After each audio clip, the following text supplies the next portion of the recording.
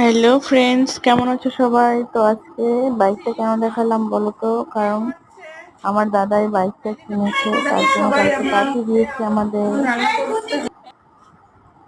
এমনি সময় তো সবাই একসাথে হই না, অনেকদিন আগে কিনেছে, প্রায় 5-6 দিন আগে। তো আমাদের পার্টি দিয়ে দিল, আমাদের সময় হয় না সবাই একসাথে হওয়ার।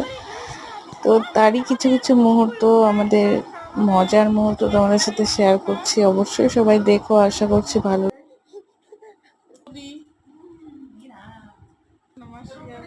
কি খাচ্ছ তুমি?